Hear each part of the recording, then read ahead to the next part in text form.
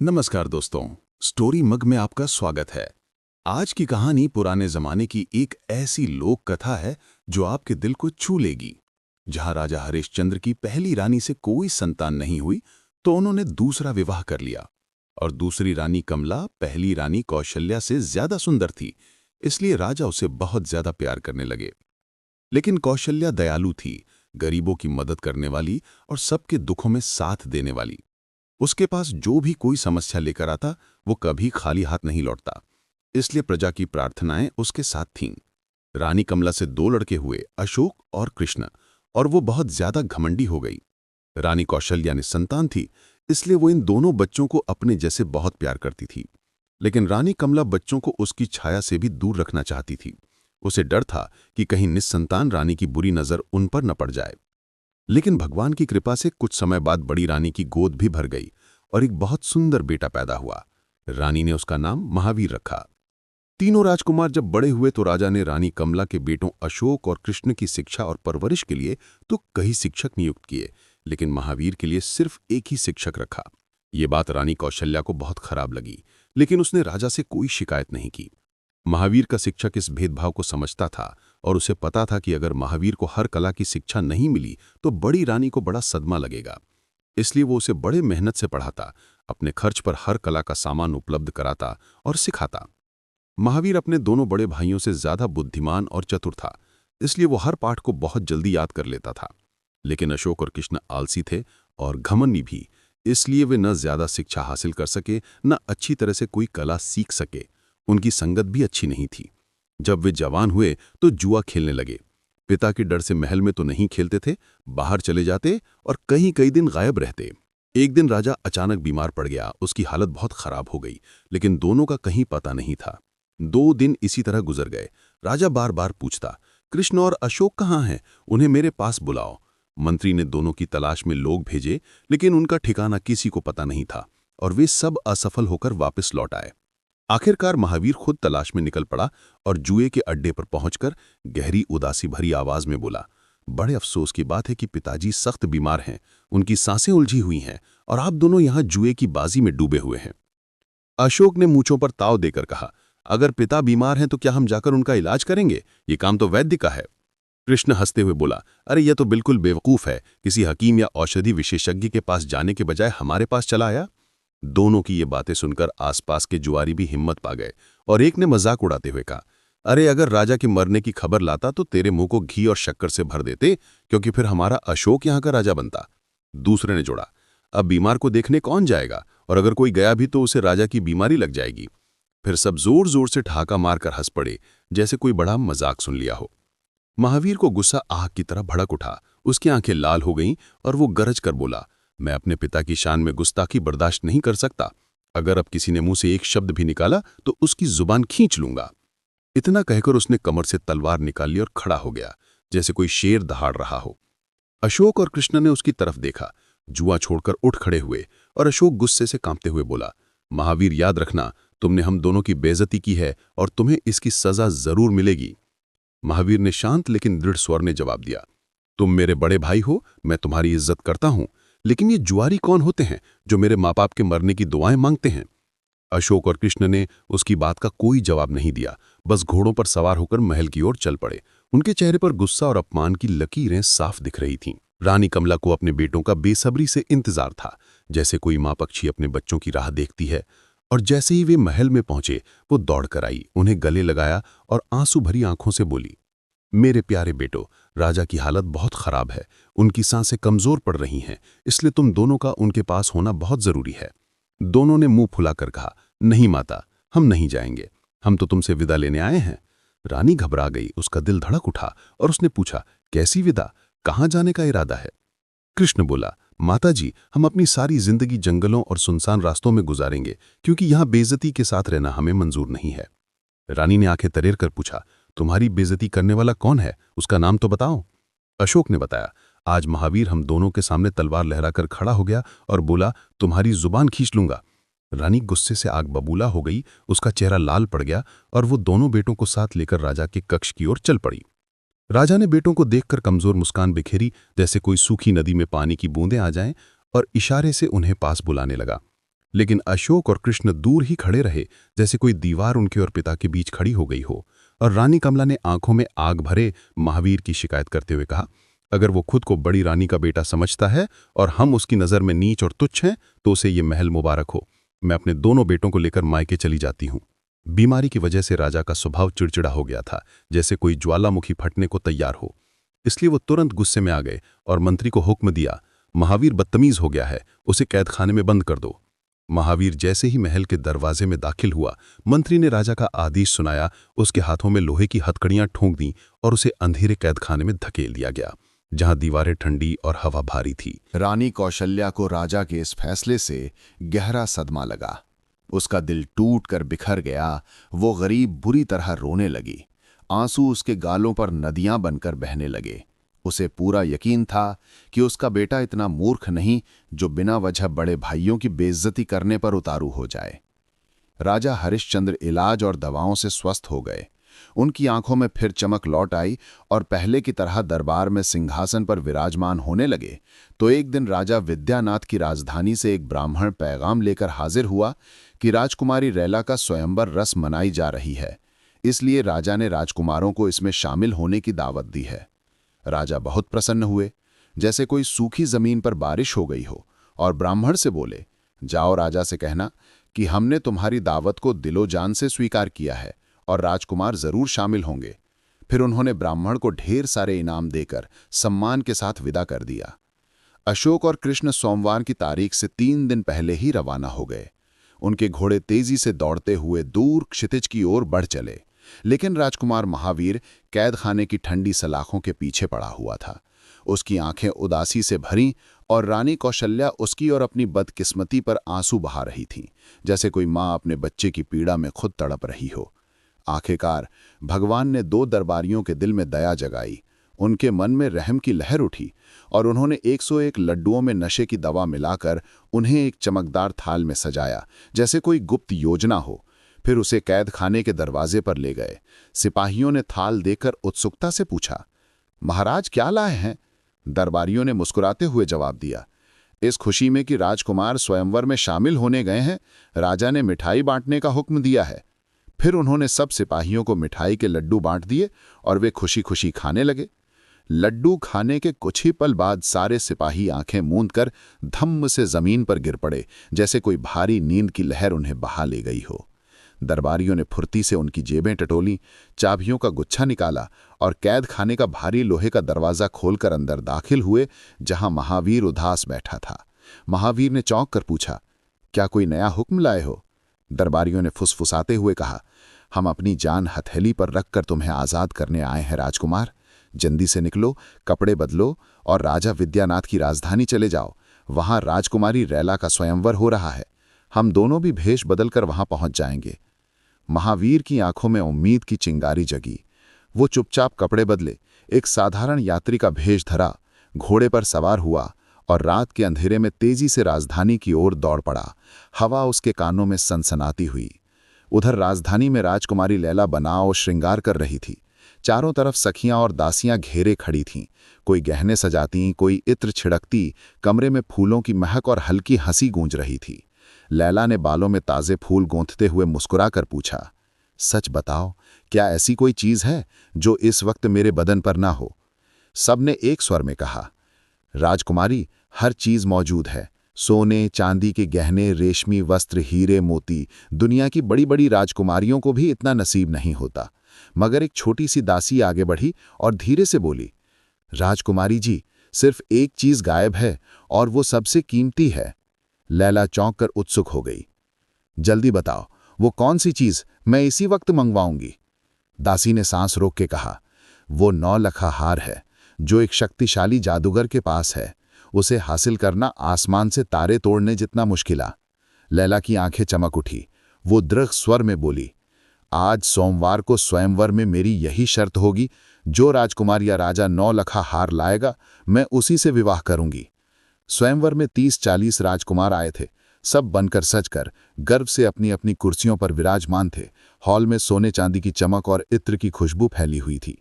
राजकुमार महावीर सबसे आखिर में पहुंचा, इसलिए उसे सबसे पीछे की सीट मिली और उसके दोनों भाई उसे देख न सके। थोड़ी देर बाद मंत्री एक रेशमी रुमाल लहराते हुए आया और सबको दिखाकर बोला, आप सब स्वयंवर में शामिल होने आए हैं, ये बड़ी खुशी की बात है।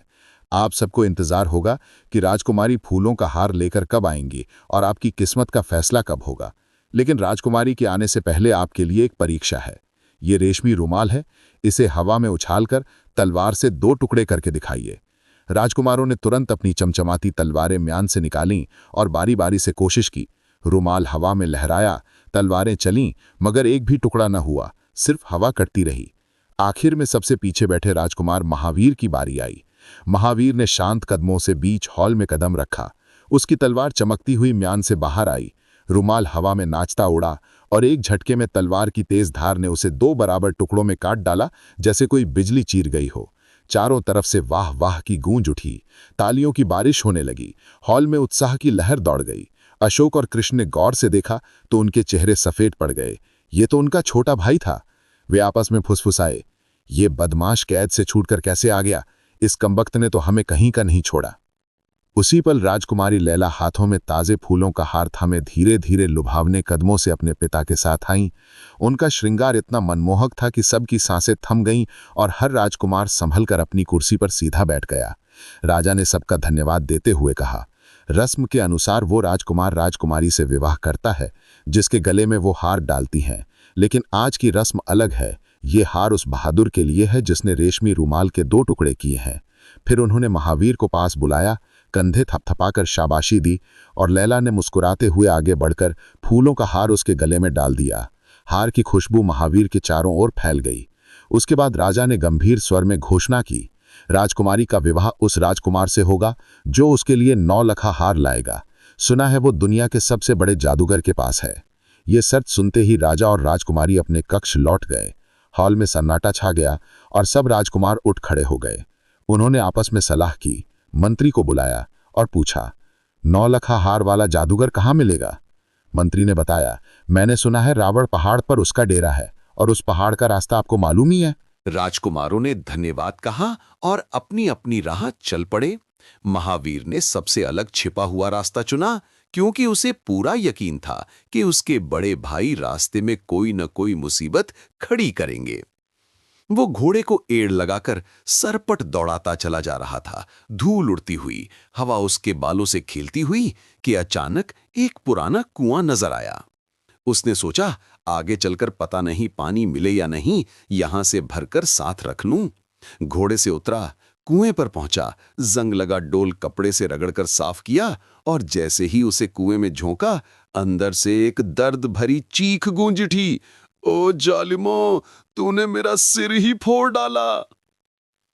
इस दर्द भरी चीख को सुनते ही राजकुमार महावीर का दिल धड़क उठा। उसके पैर लड़खड़ा गए। वो डोर की रस्सी छोड़कर भागना चाहता था, मगर तभी कुएं के अंदर से कमजोर कराहती आवाज आई, मैं मर रही हूं, रस्सी खींचो, मुझे बाहर निकाल दो।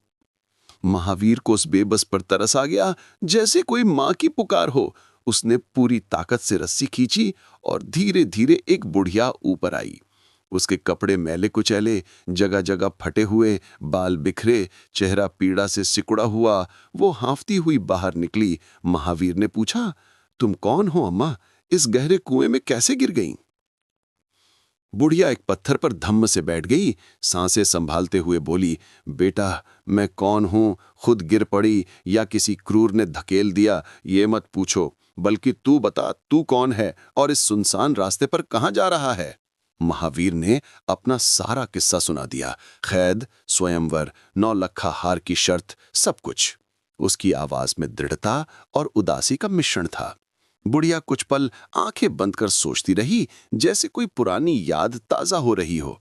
फिर उठी और महावीर को साथ लेकर चल पड़ी। कुएं से 4-5 फरलांग दूर एक पुराने खंडहर की ओर, जहां दीवारें टूटी, जंगल की लताएं चढ़ी हुई। वहां एक लाल पत्थर हटाया, नीचे छिपा दरवाजा खुला। बुढ़िया अंदर उतरी और थोड़ी देर बाद एक चमकदार बांसुरी और एक छोटी सी मोहरा लेकर लौटी। उन्हें महावीर के हाथों में थमाते हुए बोली, ये दोनों चीजें रास्ते में तेरी रक्षा करेंगी बेटा।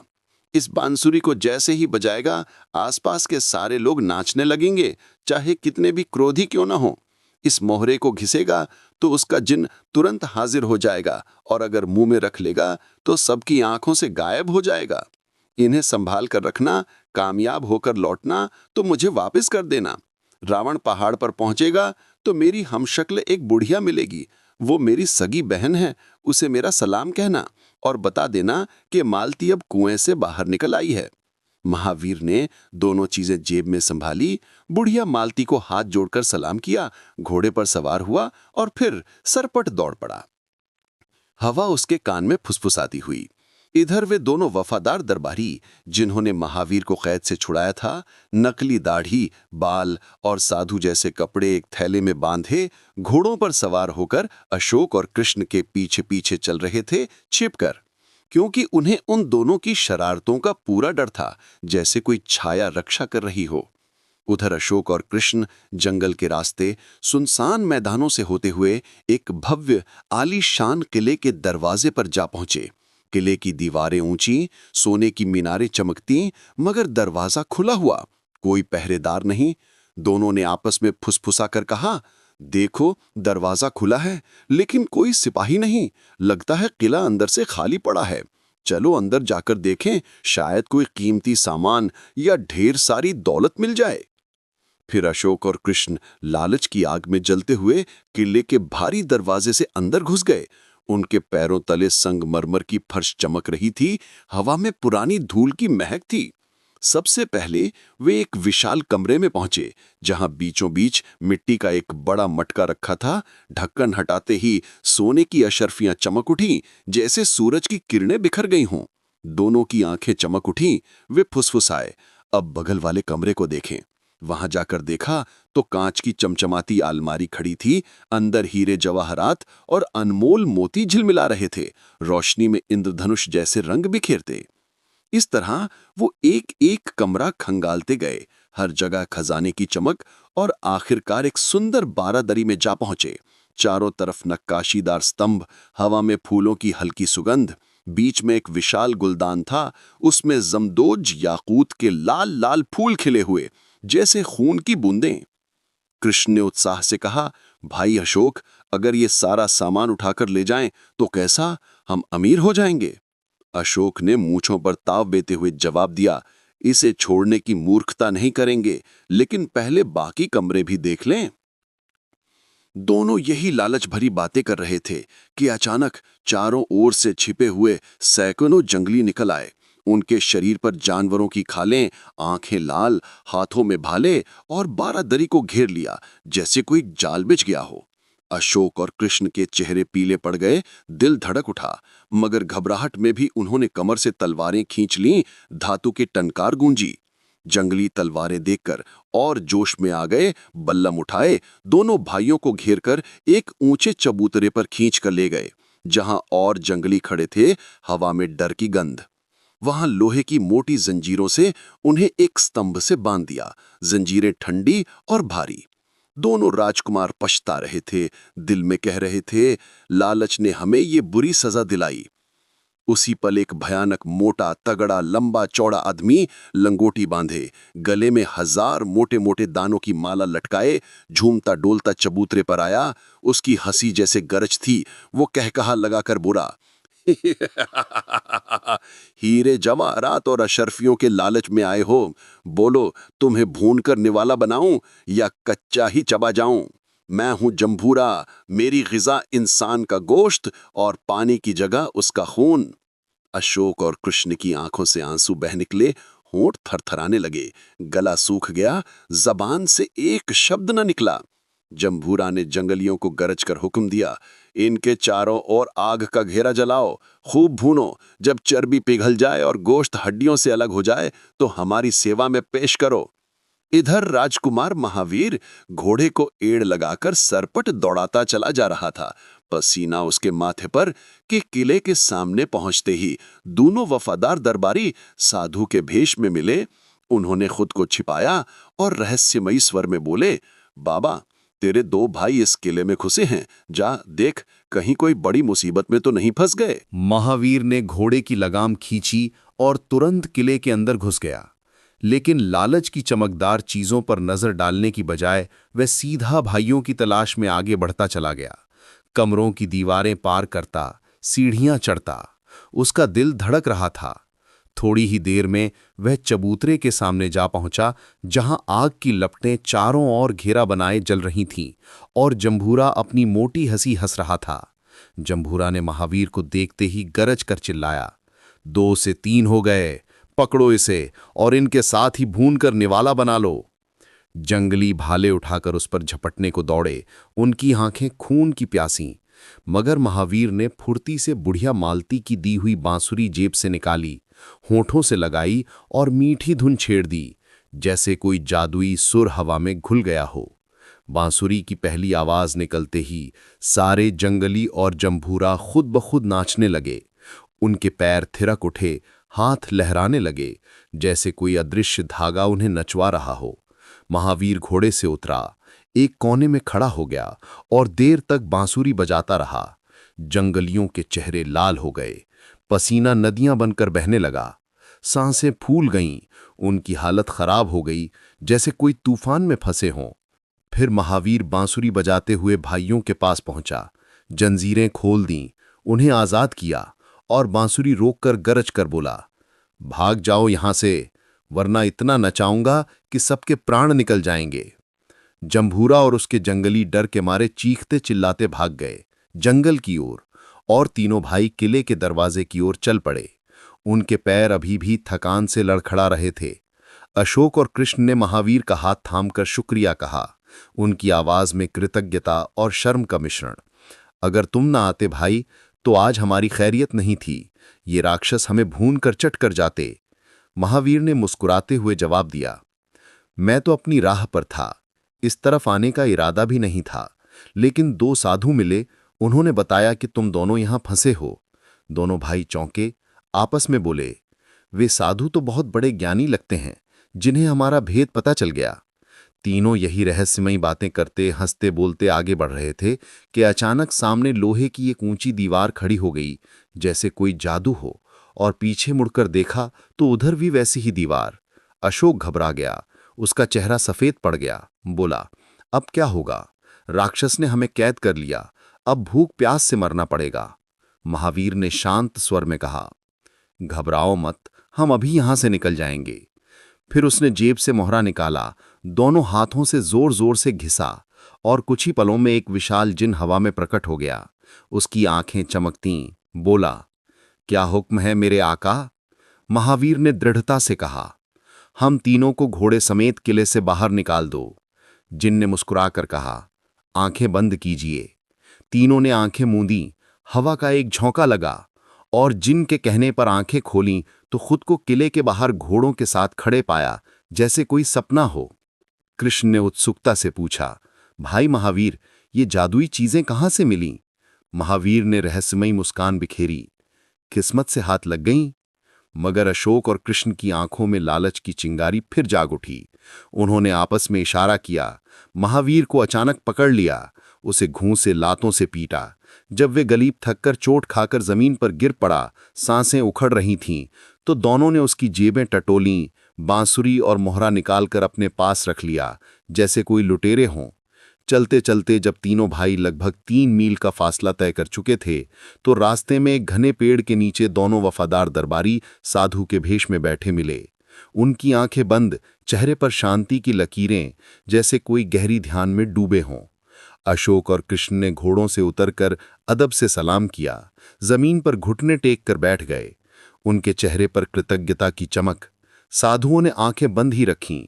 अशोक ने विनम्र स्वर में कहा, महाराज, आपकी मेहरबानी से हमारी जान बच गई, हम आपका दिल से शुक्रिया अदा करते हैं। एक साधु ने धीरे से जवाब दिया, जीते रहो बच्चा, तुम्हारी मदद के लिए एक नौजवान गया था, वह कहाँ है?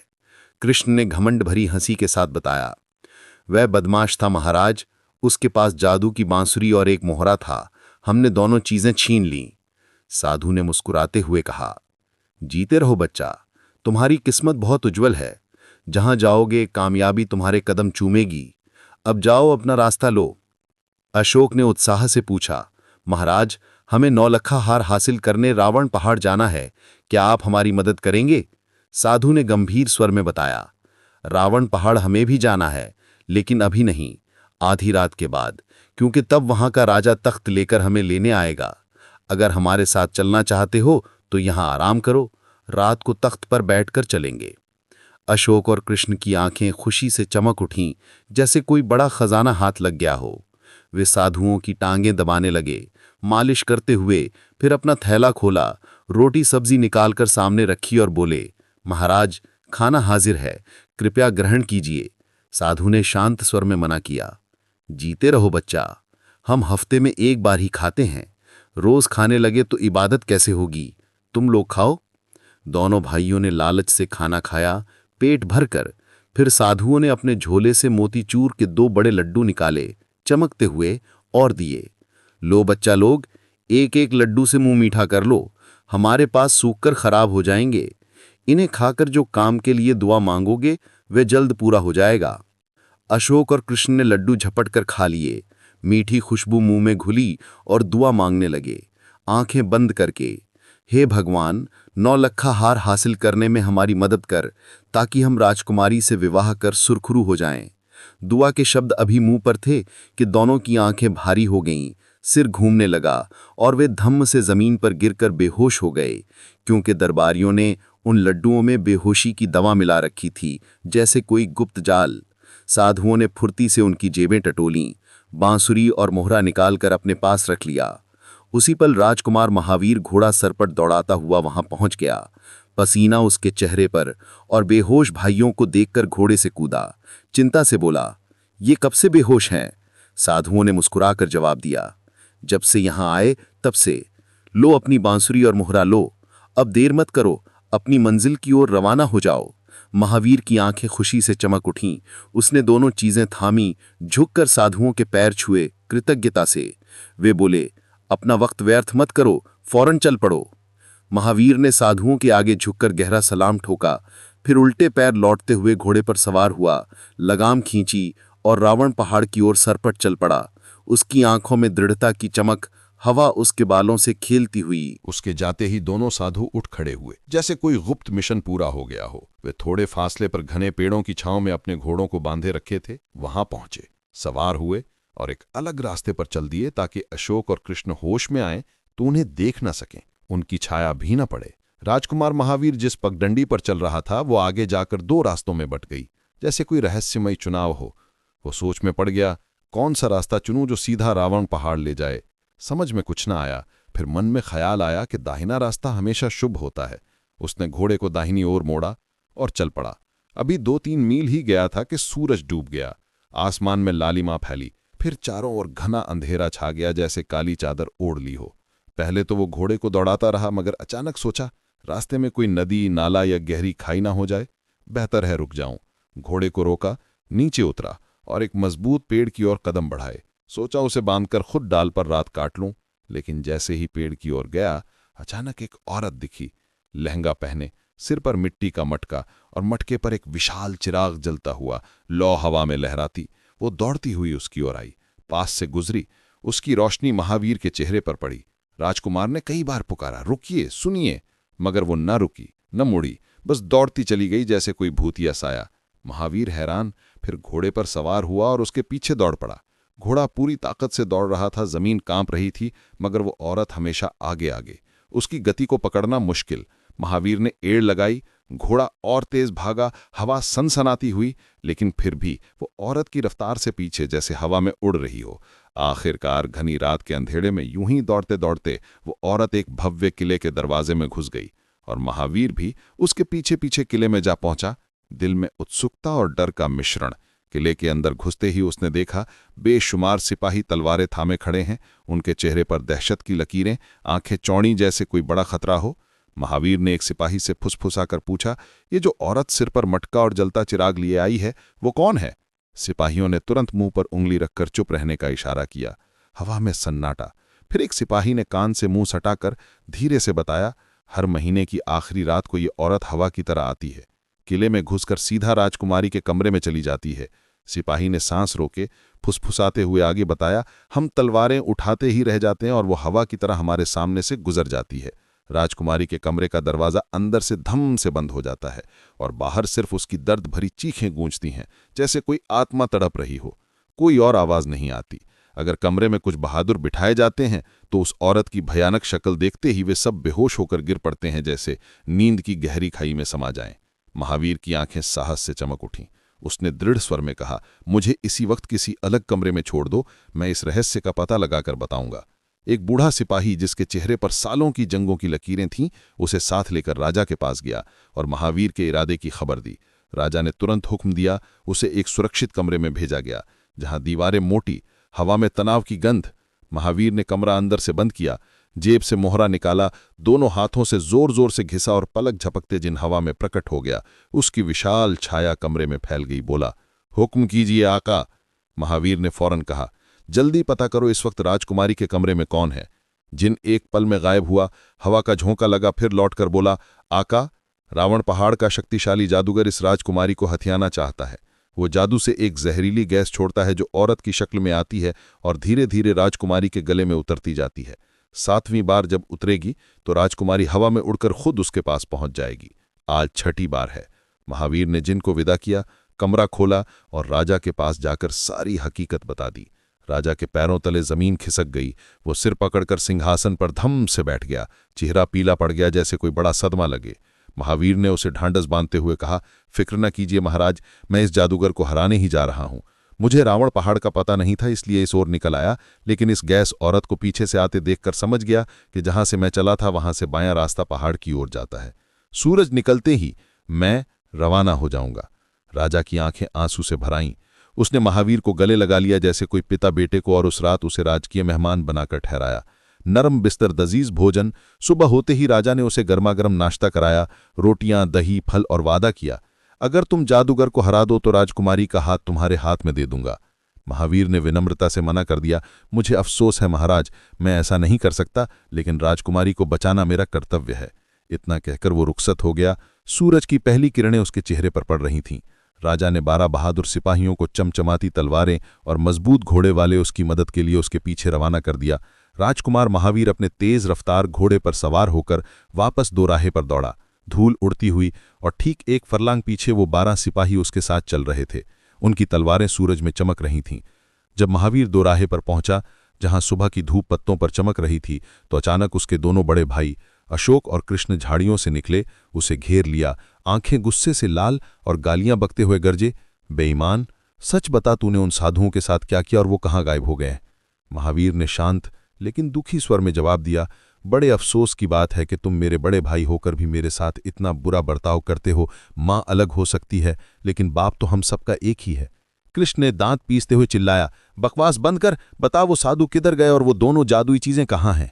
महावीर ने विनम्रता से कहा, मैंने हमेशा तुम्हारा आदर किया है क्योंकि मैं छोटा हूं, जो उचित समझो मेरे साथ वैसा सुलूक करो। मगर अशोक ने गुस्से में उसके सीने पर जोरदार मुक्का जड़ दिया। कृष्ण ने धक्का मारकर उसे धूल में गिरा दिया। फिर एक भारी पत्थर उठाकर बोला, बता वे चीजें कहाँ हैं, नहीं तो अभी तेरा सिर कुचल दूंगा। उसी पल 12 सिपाहियों के घोड़ों की टापों की गूंज हुई। वे सरपट आ पहुंचे, नीचे कूदे, तलवारें चमकाईं और अशोक कृष्ण को पकड़कर गिरफ्तार कर लिया। उनके हाथ पीछे बांध दिए। महावीर उठा, कपड़े झाड़े, धूल साफ की और सिपाहियों से बोला, ये मेरे बड़े भाई हैं, इन्हें छोड़ दो, मैं नहीं चाहता कि इनके साथ बुरा हो। सिपाही महावीर की बात मानकर उन्हें आजाद कर दिए। फिर वो घोड़े पर सवार हुआ और रावण पहाड़ की ओर चल पड़ा। उसकी पीठ पर सूरज की किरणें नाच रही थीं।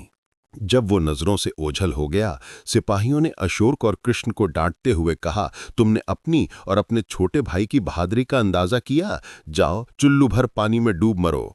फिर वे भी महावीर के पीछे चल दिए। घोड़ों की टापें दूर गूंजती हुईं।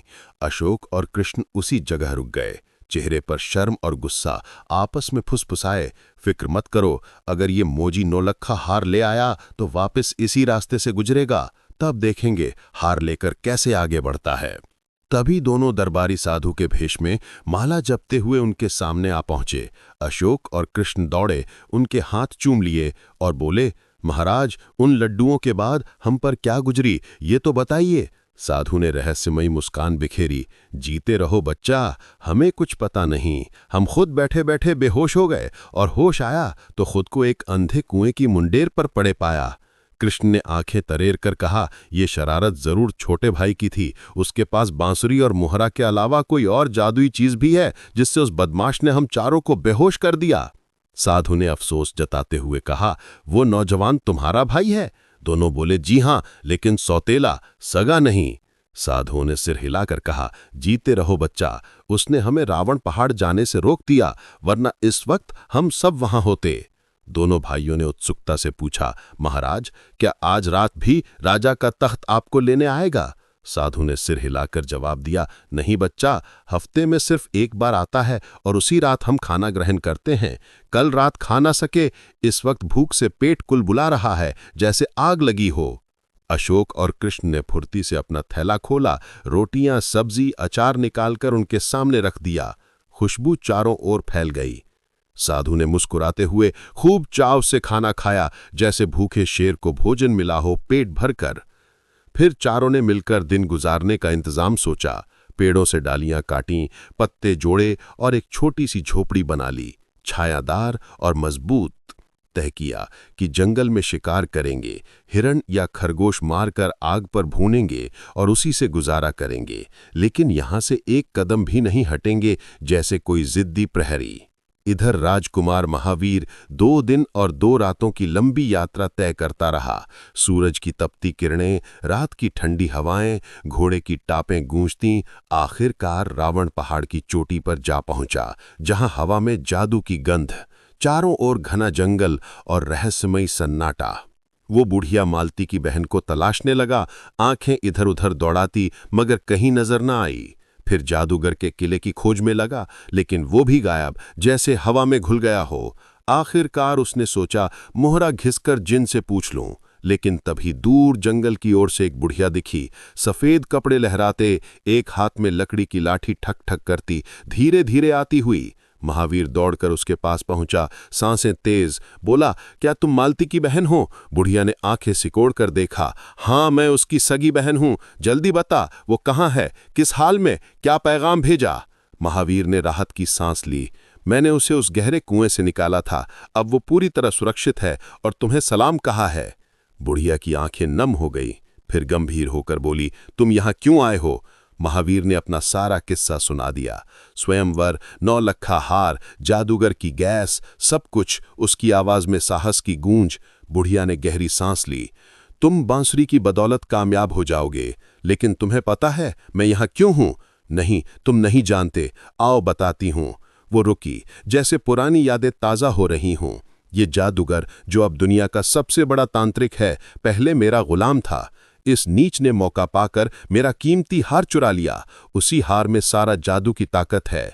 फिर धोखे से मेरी बहन मालती को अंधे कुएं में ढकेल दिया और यहां भाग आया।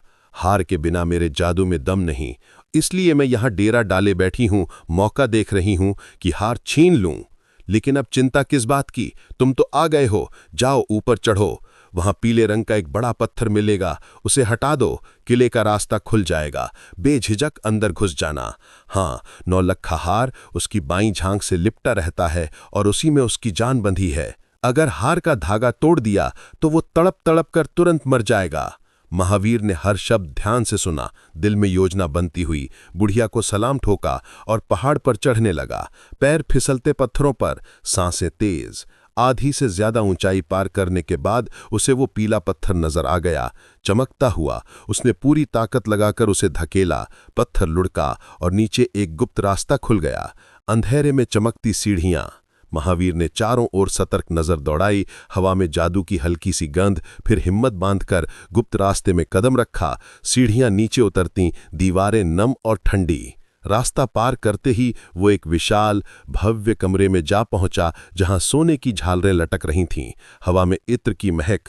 बीच में सुनहरी तख्त पर जादूगर घमंड से सीना ताने बैठा था। उसकी आंखें लाल, शरीर पर काले कपड़े और सामने हसीन नौजवान लड़कियां संगीत पर थिरक रही थीं, उनके घुंघरू की झनकार गूंजती हुई। दाएं बाएं 60-70 जंगली भाले थामे पहरा दे रहे थे, उनकी आंखें खून की प्यासी। महावीर दीवार से सटकर खड़ा हो गया, छिपते हुए। फिर जोर से चिल्लाया, बंद करो ये नाच गाना। लड़कियां आवाज सुनते ही हाथ बांधकर थम गईं। संगीत रुक गया, मगर जंगली भाले ऊपर उठाकर दौड़े और जादूगर क्रोध से फुंकारते हुए बोला, कौन है तू? जानता नहीं, एक इशारे से तुझे जलाकर राख बना दूंगा।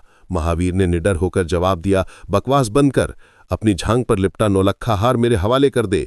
जादूगर ने जोरदार कहकहा लगाया। उसकी हंसी से कमरे की दीवारें कांप उठीं, जैसे भूकंप आ गया हो। फिर बोला, राजकुमारी लैला को जीतने नौलखा हार चाहिए। अब तक जितने राजकुमार आए उन्हें देख, वो छत से उल्टे लटके हैं, उनके चेहरे सूखे, आंखें खुली और कुछ जोरा के मुंह का निवाला बनकर हमेशा के लिए खत्म हो गए। अब तेरी बारी, कल तुम सबको भूनकर दावत उड़ाऊंगा। इतना कहकर उसने हाथ बढ़ाया, पंजा खोला और काले मंत्र फुसफुसाने लगा। हवा में काली लपटें उठने लगीं। महावीर समझ गया कि जादू से उसे काबू करना चाहता है। फुर्ती से बांसुरी निकाली, होठों से लगाई और मीठी धुन छेड़ दी, जैसे कोई जादुई नदी बहने लगी। जादूगर बांसुरी देखकर चौंका, जल्दी जल्दी मंत्र पढ़ने लगा, मगर बांसुरी की आवाज उसके मंत्र पर भारी पड़ गई। जंगलियों के हाथों से भाले छूटकर गिर पड़े। जादूगर का उठा हाथ लटक गया और वो खुद, जंगली और नाचने वाली लड़कियां सब अनजाने में नाचने लगे, पैर थिरकते, हाथ लहराते, जैसे कोई अदृश्य तार उन्हें खींच रहा हो। महावीर बांसुरी बजाता रहा, कमरे में धुन की गूंज, और वे नाचते रहे। 1 घंटा बीता, 2 बीते, फिर 3 घंटे गुजर गए। लड़कियां थककर धम्म से बेहोश होकर गिर पड़ीं। जंगलियों के गले सूख गए, बदन पसीने से तर, आंखें लाल, जुबान बाहर लटक आई। महावीर ने बांसुरी रोकी, जादूगर से बोला, अगर जान प्यारी है तो गले का हार और जांग पर लिपटा नौलखा हार मेरे हवाले कर, वरना इसी तरह नचाते नचाते बेहोश कर दूंगा और दोनों हार लेकर चला जाऊंगा। जादूगर हांफते घुटनों पर गिरकर बोला, गले का हार दे सकता हूं, लेकिन नौलखा हार में मेरी जान बंधी है। अगर टूट गया तो मैं मर जाऊंगा, इसलिए उसे मत मांगो। महावीर ने दयालु लेकिन दृढ़ स्वर में कहा, मैं तेरी जान नहीं लेना चाहता।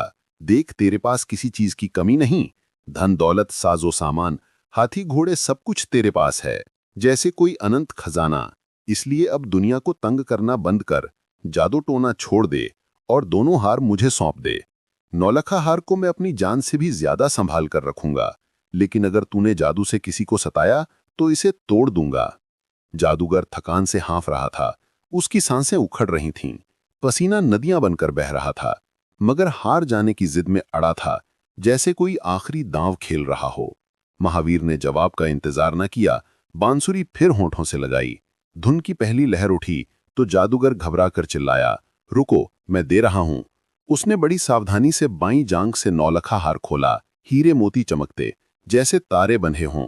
फिर गले से दूसरा हार उतारा और महावीर से बोला, लो दोनों हार, लेकिन याद रखो मेरा खून न हो। महावीर खुशी से चमकते हुए करीब पहुंचा, हार थामने को हाथ बढ़ाया।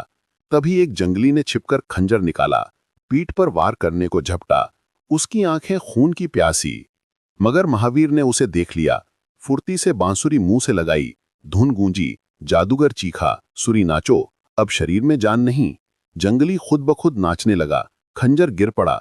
जादूगर ने उसे गालियां दी और हार महावीर के हाथों में थमा दिए। उसका चेहरा पीला पड़ गया।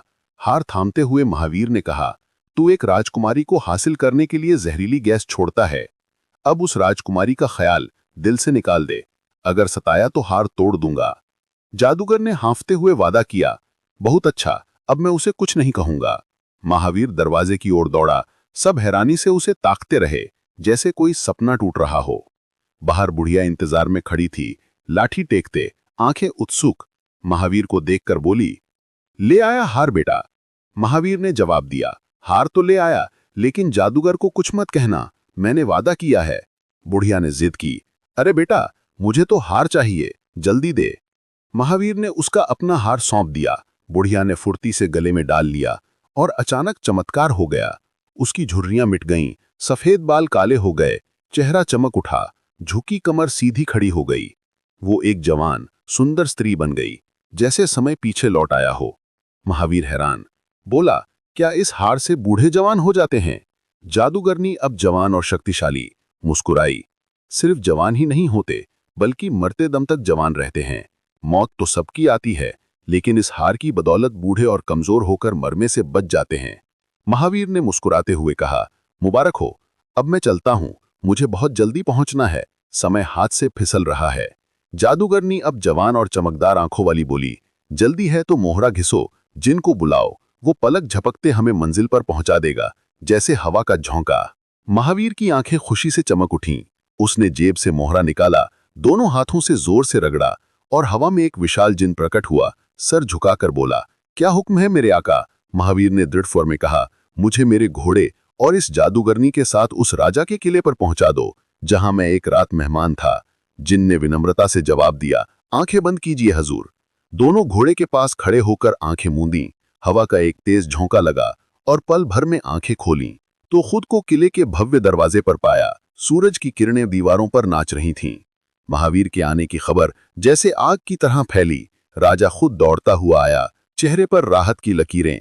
उसे आदर से गले लगाया और राजकीय सम्मान के साथ महल में ले गया, जहां फूलों की महक और स्वागत की धुन गूंज रही थी। महावीर ने राजा को आश्वासन दिया, अब राजकुमारी को कोई खतरा नहीं। अगर जरा सी भी परेशानी हुई तो मुझे तुरंत खबर कीजिए। राजा ने दिल से शुक्रिया अदा किया। ढेर सारे तोहफे, सोने के गहने, रेशमी कपड़े, घोड़े देकर उसे विदा किया। आंखें नम। किले से बाहर निकलते ही महावीर को भाइयों की याद सताई। दिल में चिंता की लहर। उसने जिनको फिर बुलाया, जाओ मेरे भाइयों की खबर लाओ, कहाँ हैं, किस हाल में?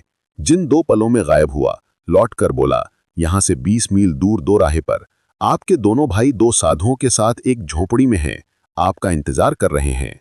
जादूगरनी के कान खड़े हो गए। उसने अपने जादू से झट पता लगा लिया कि वो सौतेले भाई और दुश्मन हैं। उसकी आंखें चमक उठीं। बोली, बेटा तेरी जान खतरे में है।